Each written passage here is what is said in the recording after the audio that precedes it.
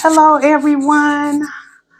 I am here today. I wanted y'all to meet the owner and founder of the Drip Coffee Shop in St. Louis. So if you are in St. Louis and you have not been to the Drip, you got to come and check it out. Just such a beautiful, wonderful place to come, and they make you feel like you're right at home, like your family. So here I have Tasha here, the owner, and I just want to ask you, what made you decide to open up the Drip Coffee Shop? I told you, one of the funny things is my daughter said it's like my brain exploded and you welcome to the drip. But St. Louis needed it. It's nothing like it in the city. And I've traveled everywhere. I've lived a lot of spaces. And what this city needed was a space that reflects it. Mm-hmm. Our Southern love, our Southern style, our way of being, community. And I wanted a place where people could feel like they were at home at all times, and just feel that love. Like, I was telling a family friend, we call our customers our family. So I was telling a family friend today, they were expressing how they found a lot of healing here at the Drip. And I was like, but that's what it does for me too. So it's like walking into a family where people just genuinely really love you, Mm-hmm. and really care about your well-being. We're not perfect, but I just wanted a space that reminded you of Granny House, right? Yes. A space where you can be in community and feel the love, and people really love you Mm-hmm. and care about you. Like I don't see y'all for a while, I'll think about y'all and I'll be like, Lord, be with them wherever their endeavors are, protect them. So that's it. Okay. How long have you been in business, and when did you open up the Drip? So we've been here in the building for 8 years. We opened up, I'm sorry, I lose time. I think we opened up 3 years ago. So it's 2026. And I'm sorry, I went through a lot. I just overcame breast cancer. So I feel like I lost a year, Yeah. a year and a half, maybe two. Yeah. So 2024, I believe. Okay. Yeah. 23, somewhere around there. Yeah. And have you had a lot of challenges with opening up the place? Yes. Yeah. Okay. Of course. I mean, nothing comes easy, right? Like when you really think about it, from the birth of the Drip to now, it's always been challenges and hard. But I never opened up this space chasing money. I wanted to chase change in my city.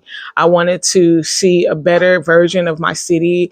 And sometimes you got to stop waiting on the sideline and just be that better version so you can meet the other better versions of the community. And I've met some amazing people in St. Louis like yourself, Mm-hmm. who are doing great things, who've given me hope that I'm not alone. There's so many of us out here trying to change this city. And what you think of us, like we're not just a violent city, just a city that suffers from racism and poverty. We are a city that is built on strong people, and we have a lot of grit, and we have a lot of, I would say, hustle. I was trying not to say hustle, but we have a lot of hustle here. Like, so that's the best part of St. Louis that goes unnoticed, is how the community really works together to build these beautiful spaces. Well, we truly appreciate you opening up this space, and she's just awesome. And so when I came, she let me do my first book signing here, so that's why it's special to me as well, and that's why I really wanted y'all to meet her. And it just goes to show that you can do this. She's an entrepreneur. She's out here making a difference in the community, and we really appreciate that and admire her for that. I know you mentioned breast cancer. Do you want to talk about that a little bit? Or? Yeah, and when you talk about like challenges, when I was creating this space, um, I felt like everything was being thrown at me that could happen. And so I got breast cancer the second year we were here. So when the Drip opened, I turned 50. And I turned 50 on October the 7th. And that's when the Israeli and Palestinian war kicked out. So that's how I came into my 50s. And so I was really like, what's going on? Like, woke up like at 5 in the morning, and that's what I see on the TV. And then not too long after that, I felt a lump in my breast, and it immediately got really big really quick, and I was petrified. But my partner's a nurse, told her, found out I had breast cancer. And the drip was very much a baby, and here I am with breast cancer. So it was hard. I lost my brother to cancer the year prior to that. So it's been an interesting ride, but I stand on the shoulders of all the sisters who have fought the disease and have won it. I am cleared. I am healed. I am no longer suffering from the disease. The effects will last, but the disease is gone. So, you could do it even in the midst of, build while broken was our motto when we opened the drip, building while broken. I didn't know how true that would become for me, but I continue to build while broken and continue to persevere. And like I said a few minutes ago, I'm never chasing the money. I'm just trying to chase the change. And it really validated, after going through breast cancer, like what my purpose was in life is to create these beautiful spaces for community. So that would be a legacy that I give the human race is, this is my little domino, because I think we're all little dominoes in this. And my little domino is creating these beautiful spaces for community to be and cherish and love on them. So that's my gift. I'm just working in my purpose. So breast cancer further showed me and revived me, and it was like my private revival that I had. Great. Well, I'm so glad that you beat that and that you are, yes, that you are here. And we truly admire your courage and everything that you have gone through. And you still here fighting. I know you pour a lot into the community. So when you were going through that, did the community pour into you? Yes. I am so honored by all the people that come and say, like, the drip has really changed me, it has helped me. But it's done the same for me. Like, so many people, when they found out that I had got diagnosed, I couldn't believe the outpouring and support and love that I had received from random people, like, that I didn't even know their names, strangers online. Like, people came to support not only me, but the whole drip family through the process. And I felt so loved, and I continue to feel loved by this community. They continue to check up on me, and it's just a beautiful experience. Like, the drip community they've become my family, and when I needed y'all, they was there. And I will forever be grateful for the drip community, for helping to save my life, for helping me to push on. Back then it was called the Hippo Fight, and people joined in and Hippo with me through. So I'm so honored to have the drip as my community family. Yes, well, that is beautiful. I'm glad that they were able to help and pour into you. Because, like I said, you are truly dear to our heart, and this space is dear to our heart. So I'm happy to hear that. And I feel that way about all y'all too. Like, when you did the book signing, I was just telling my daughter, I was like, you know, she'd be good for teaching our grandsons and granddaughters about some money, and finances, because that's something that in our culture we need to be more young, teaching them young, because they want so much, and money literally doesn't grow on trees. And I love what you're doing, advocating for finances in the community. That's great, and I'm proud of you, and I think you're phenomenal as well. Oh, thank you. Just phenomenal. Thank you. And together we become a force. For real. So true. And it is so needed. And that's why I did it, because I know for me growing up, we didn't talk about money, finance like that.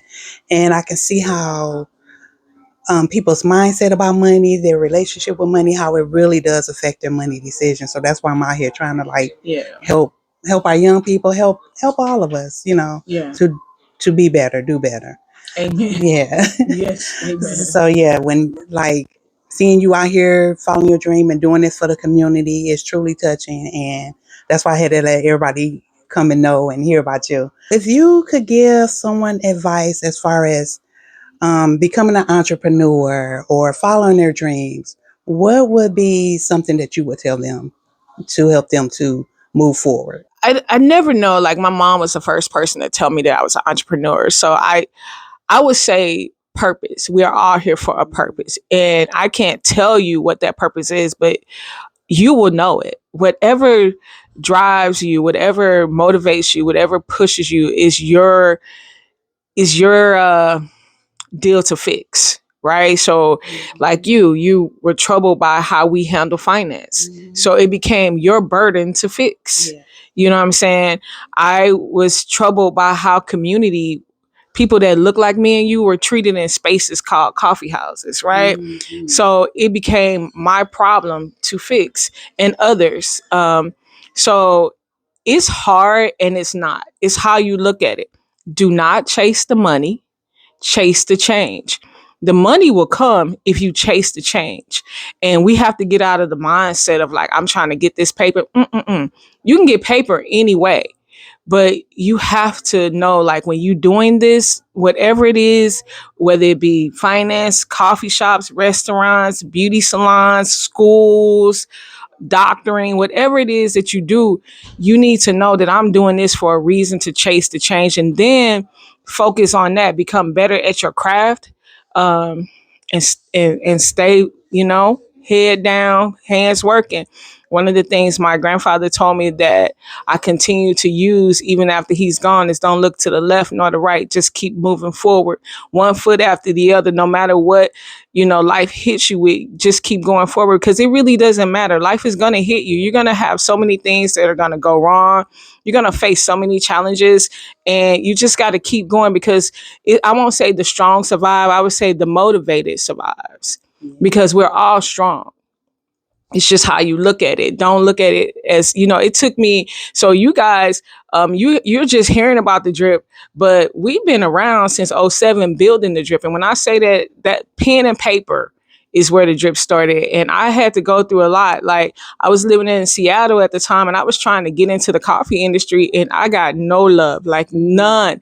And it's so funny. Like people's like, well, where did the name drip come from? And it's so funny. I'm just going to tell y'all the drip is the funniest story. So I knew how to make drip coffee.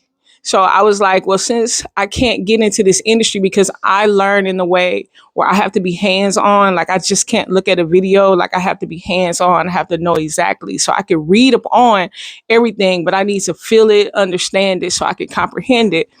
And when I was in Seattle, I kept trying. I got no love. Nobody would hire me. No one would think about me getting into this. And I was just like, okay, so I'm still going to do this, but I'm just going to open up a coffee shop and I'm going to name it The Drip. And we're just going to specialize in drip coffee because that's what I was good at. And we're going to have fancy sugars and creams, and that's it. And it's going to be a community space where everyone can come. And we won't offer lattes because I believe I wasn't going to open up nothing that I did not know how to do. So I knew how to do drip coffee. And funny story, I come back home in St. Louis and I got into Starbucks. And once I got into Starbucks, I started learning everything and I wanted to know everything. And I wanted to leave that company better than I found it and better than I found it. And that's another thing. Like when you out here and you working towards your dream and you're like living in someone else's dream, try to make their dream work better. You know what I mean? Like I wanted Starbucks to be successful. I wanted whatever I did, I so love into to Starbucks customers first because, I wanted to make sure that I was giving it the best that I gave it. So when I came and created the drip, that I had already had the secret of loving people from the get-go, right? And so, you know, that's really it. It's just follow your dream, become better at your craft. Don't chase the money. Have a plan. My sister here is great in finance. You could talk to her about, what that looks like for money. I did it the hard way. I took the road less travel. I did everything on my own. I had no banks financing me. I had no friends financing me. I went to work. I put a little bit up. And when I tell you that, like down to every book, every espresso machine, every cup, everything, painting, creating this space, I did it myself. And the reason I did it that way is I wanted you and me to stay free. Yeah. I didn't want anyone coming in here saying we couldn't have this on the walls, we couldn't do this because we help you. Yeah. We're going to stay free 100%. So think about your dream. How can I make it better? But how can I make it live past me? And that's really it. You could do anything you want to do. You got this. I believe in you. I'm waiting to support you. For real. Beautifully said. That is awesome. And wow, you did this on your own with God. yes, God. And God. yes. And I think that is beautiful what you said about wanting to do it and be free. Yeah. Because that's major. That is major right there.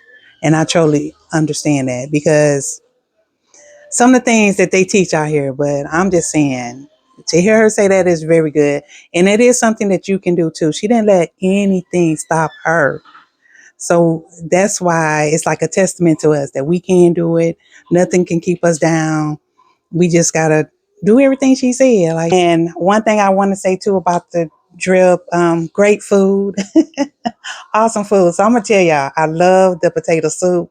That is the best I've ever had. So thank you. it is. That I'm was like, my grandpa's recipe. was it? Yes. When you come to Egypt, the soup is called 1921. Is made from the Great Depression. Back in the day when our country was yet having another one of these situations where we could not feed ourselves and take care of ourselves. There actually was a time. My grandpa, like so many other American families, he would tell me every American family had potatoes. That was one thing that they was perfecting. But back in the day, meat was like a luxury. So he came up with this potato soup recipe, and our family survived off of that all the way up to his death. And I felt it was very fitting to bring it to this family and this community, because we're not trends. We're food is not a trend. Food is life, and so much of food becomes trendy, and we didn't want to be that. We just wanted you to come in, get some good food, enjoy it, sit down, and feel full. Before that food gets to you, it's preyed upon, it's loved upon.